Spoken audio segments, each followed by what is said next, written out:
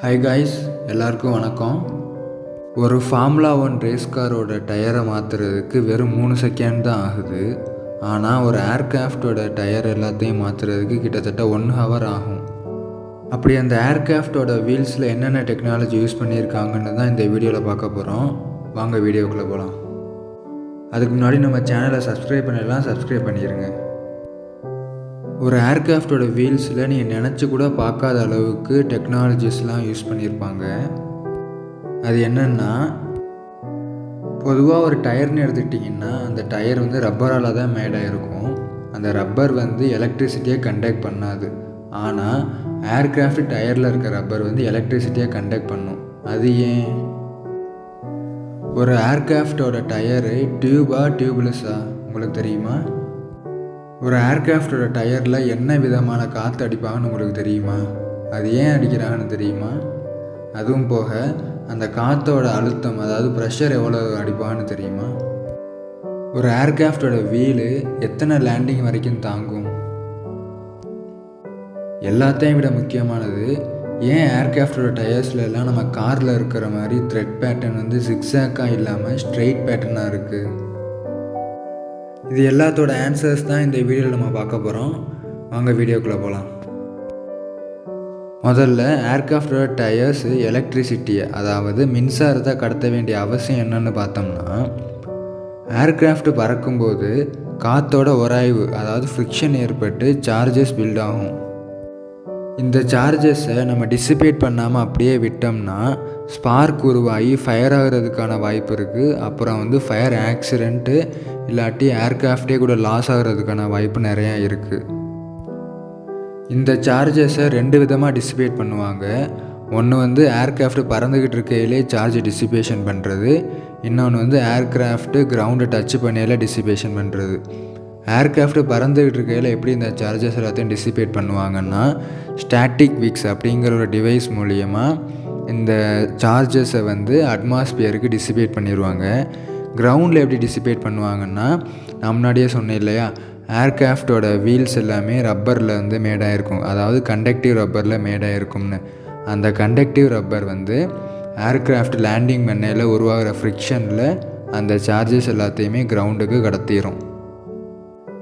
இந்த சார்ஜஸை டிசிபேட் பண்ணுறதுக்காக தான் ஏர்கிராஃப்ட் டயர்ஸ் எல்லாமே conductive rubber or conductive elastomer அப்படின்னு சொல்லப்படுற பொருட்களில் மேனுஃபேக்சரிங் பண்ணியிருப்பாங்க. கண்டக்டிவ் ரப்பர்னால் என்னென்னா, கண்டக்டிவ் ரப்பருங்கிறது ஒரு ரப்பர் பேஸ்டு மெட்டீரியல். அதில் எலக்ட்ரிசிட்டி ஈஸியாக ஃப்ளோ ஆகும். இந்த காரணத்துக்காக தான் ஏர்கிராஃப்ட் டயர்ஸ் எல்லாமே நைலாண்டு கார்ட் ஸ்டீல்னால் உருவாக்கப்பட்டிருக்கு. இது மாதிரி டயர் மேனுஃபேக்சரிங் பண்ணுற ஒவ்வொரு டயர் மேனுஃபேக்சரிங் கம்பெனியும் for requirement technical standard order C62 approval வாங்கி தான் மேனுஃபேக்சரிங் பண்ண முடியும். நெக்ஸ்ட்டு, ஒரு ஏர்கிராஃப்ட் டயர்ஸ் எல்லாம் டியூப்லெஸ்ஸா? ஏர்கிராஃப்டில் யூஸ் பண்ணுற டயர் எல்லாமே டியூப்லெஸ் டயர்ஸ் தான். டியூப்லெஸில் ரேடியல் ப்ளை டிசைன் தான் இப்போ எல்லா ஏர்கிராஃப்ட்லையும் யூஸ் பண்ணிகிட்ருக்காங்க. ரேடியல் ப்ளை எதுக்கு ப்ரெஃபர் பண்ணுறாங்கன்னா, ரேடியல் ப்ளை யூஸ் பண்ணுறனால லைஃப் சைக்கிள் காஸ்ட் ரொம்ப கம்மியாகவும் லாங் டேர்ம் வேல்யூ ரொம்ப அதிகமாகவும் இருக்கும். இதனால தான் ரேடியல் ப்ளையை ப்ரெஃபர் அதிகமாக பண்ணுவாங்க. ஒரு ஏர்கிராஃப்டில் டியூப்லெஸ் டயர் எதுக்காக ப்ரெஃபர் பண்ணுவாங்கன்னா, டியூப்லெஸ் டயர் பஞ்சர் ப்ரூஃபாக இருக்கும். அதாவது பஞ்சரே ஆனாலும் அந்த பஞ்சரை வித்ஸ்டாண்ட் பண்ணி, காற்றை வெளியே போகாமல் அந்த பஞ்சரை வித்ஸ்டாண்ட் பண்ணி நிற்கும். அந்த காரணத்துக்காகவும் நம்ம டியூப்லெஸ் டயர் யூஸ் பண்ணோம்னா ஏர் ப்ரெஷர், அதாவது டயரில் அடிக்கிற ஏர் ப்ரெஷரை மெயின்டைன் பண்ணுறதுக்கு ஈஸியாக இருக்கும். இந்த காரணத்துக்காகவும் டியூப்லெஸ் டயரில் டியூபே இல்லாத காரணத்தினால லேண்டிங் அப்போ உருவாகிற ஹீட்னால் டியூப்லெஸ் டயர் ஸ்ட்ரெச் ஆகாது. இந்த காரணத்தினாலையும் லோ ப்ரெஷர் கண்டிஷன்ஸில் நல்லா ரன் ஆகக்கூடிய திறன் இருக்கிறதுனாலையும் இந்த டியூப்லெஸ் டயர் வெயிட்லெஸ்ஸாக இருக்க காரணத்தினாலையும் இந்த டியூப்லெஸ் டயர்ஸ் ரொம்ப ஏர்கிராஃப்டோட வீல்ஸில் யூஸ் பண்ணுறதுக்கு ப்ரெஃபர் பண்ணுவாங்க. ஏன் இவ்வளோ விஷயம் ஏர்கிராஃப்ட் டயர்ஸில் கன்சிடர் பண்ணுறாங்கன்னா, ஒரு ஏர்கிராஃப்டோட லேண்டிங் ஸ்பீடு எவ்வளோ இருக்கும்னா 200 km/hலேருந்து 300 km/h வரைக்கும் இருக்கும். இவ்வளோ ஸ்பீடில் 60 டன் இருக்க ஒரு 320 லேண்ட் ஆகும்போது கிட்டத்தட்ட 150 டிகிரி செல்சியஸ் வரைக்கும் லேண்டிங் கியரில் ஹீட் உருவாகும். இந்த ஸ்பீடு, இந்த ஹீட் எல்லாத்தையும் ஏர்கிராஃப்டோட டயர்ஸு தாங்கி பாதுகாப்பாக வேலை செய்யத்தான் இவ்வளவு கன்சிடரேஷன்ஸ். ஏன்னா ஒரு லேண்டிங்குங்கிறது ஃப்ளைட்டோட ஒன் ஆஃப் த கிரிட்டிக்கல் ஃபேஸஸ்லேயே. அதனால தான் இவ்வளவு ஸ்பீடு, இவ்வளோ ஹீட்டு உருவாகிற ஏர்கிராஃப்ட் டயர்ஸில் காற்றை தவிர்த்து ஏன் நைட்ரஜன் அடிக்கிறாங்கன்னு உங்களுக்கு தெரியுமா? ஏன் நைட்ரஜன் அடிக்கிறாங்கன்னு தெரிஞ்சதுக்கு முன்னாடி ஏன் சாதாரண காற்றை அடிக்கக்கூடாதுன்னு தெரிஞ்சுக்குவோம்.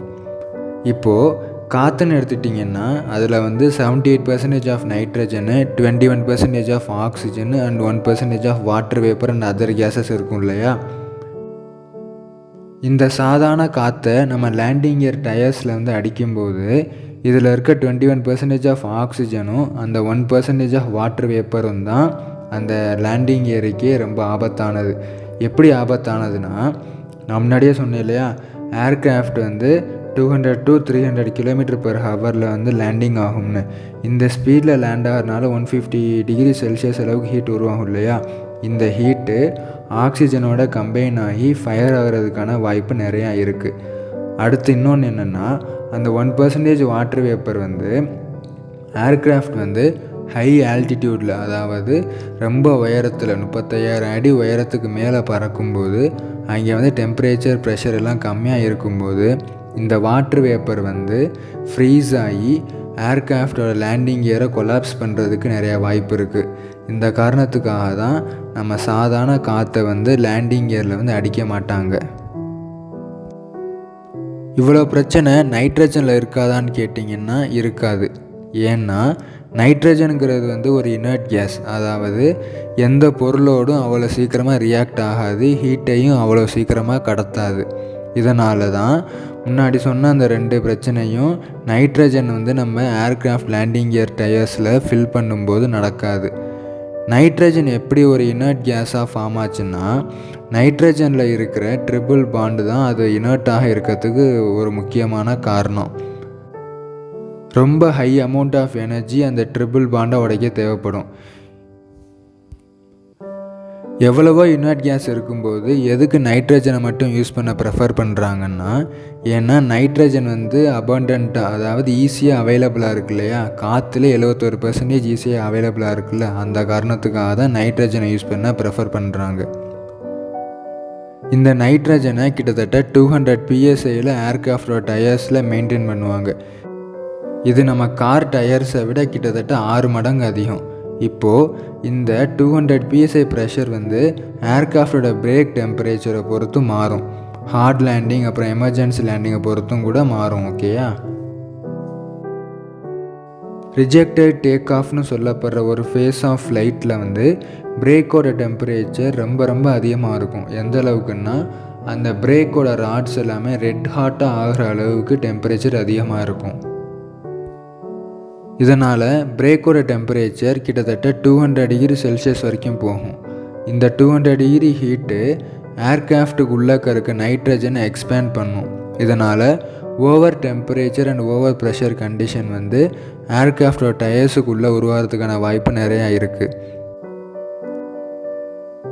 இந்த ஹை ப்ரெஷர் அண்ட் ஹை டெம்பரேச்சரை எப்படி ஓவர் கம் பண்ணுவாங்கன்னா, thermal plug R fusible plug அப்படின்னு ஒரு டிவைஸை வச்சு தான் ஓவர் கம் பண்ணுவாங்க. இது ஒரு கேண்டில் மாதிரி.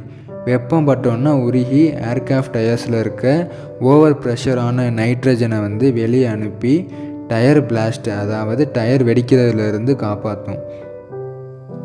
பைலட்ஸு பிரேக்கோட டெம்பரேச்சரை பிரேக் டெம்பரேச்சர் சென்சார் மூலயமா கண்டினியூஸாக காக்பீட்டை நோட் பண்ணிக்கிட்டே இருப்பாங்க.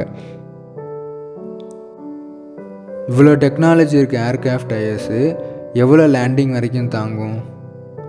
ஒரு ஏர்கிராஃப்டோட டயரு கிட்டத்தட்ட 200 to 300 லேண்டிங் வரைக்கும் தாங்கும். இந்த 200-300 லேண்டிங்ஸ் ஏர்கிராஃப்டோட weight, landing speed, runway surface கண்டிஷன்ஸை பொறுத்து ரொம்ப மாறும்.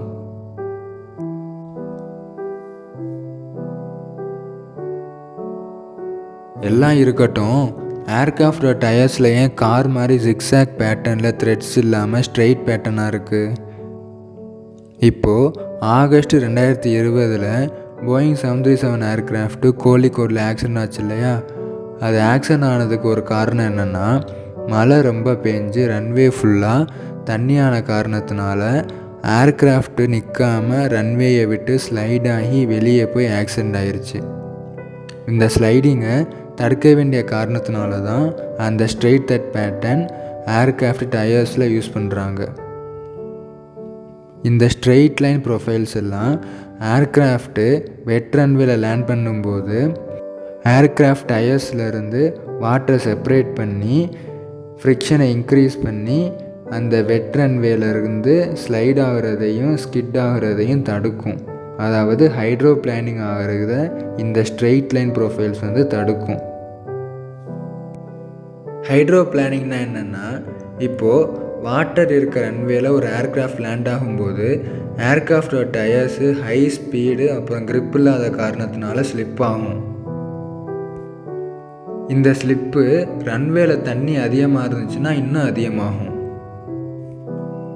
இந்த ஹைட்ரோ பிளானிங் அண்ட் ஸ்லிப்பிங்கை தடுக்க தான் ஏர்க்ராஃப்ட் டயர்ஸில் எல்லாம் ஸ்ட்ரெயிட் லைன் த்ரெட் பேட்டர்ன், அதாவது ஸ்ட்ரெயிட் ப்ரொஃபைல்ஸ் எல்லாம் யூஸ் பண்ணுவாங்க. இந்த ஸ்ட்ரெயிட் லைன் ப்ரொஃபைலு எப்படி ஸ்லிப் அண்டு வாட்டர் பில்டப்பை எலிமினேட் பண்ணோம்னா நீங்களே பாருங்கள்.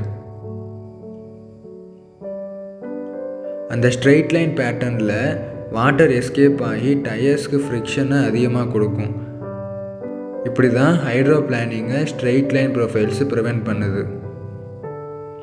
அந்த போயிங் 737 ஏர்க்ராஃப்டில் ஸ்ட்ரெயிட் லைன் ப்ரொஃபைல்ஸ் இல்லைன்னா கேட்டிங்கன்னா இருந்துச்சு தான். ஆனால் ஆக்சிடென்ட் ஆகிறதுக்கு இன்னொரு காரணமும் இருக்குது. அதை இன்னொரு வீடியோவில் பார்க்கலாம். இந்த ஹைட்ரோ பிளானிங்கை ஸ்லிப்பை தடுக்கிறது ஜிக்ஸாக் பேட்டர்ன் பண்ணாதான்னு கேட்டிங்கன்னா பண்ணாது. ஏன்னா ஜிக்ஸாக் பேட்டர்னோட பர்பஸ் வேறு, இந்த ஸ்ட்ரெயிட் லைன் ப்ரொஃபைலோட பர்பஸ் வேறு. அவ்வளோதான் இன்றைக்கி வீடியோ. நீங்கள் ஏதாச்சும் கற்றுக்கிட்டு இருப்பீங்கன்னு நம்புகிறேன். வேறு ஏதாச்சும் டவுட் இருந்துச்சுன்னா கீழே கமெண்ட் செக்ஷனில் போடுங்க. அதுக்கு முன்னாடி வீடியோ பிடிச்சதுன்னா லைக் பண்ணுங்கள், கமெண்ட் பண்ணுங்கள், மறக்காமல் சப்ஸ்கிரைப் பண்ணுங்கள். நெக்ஸ்ட் வீடியோவில் பார்க்கலாம். நன்றி, வணக்கம்.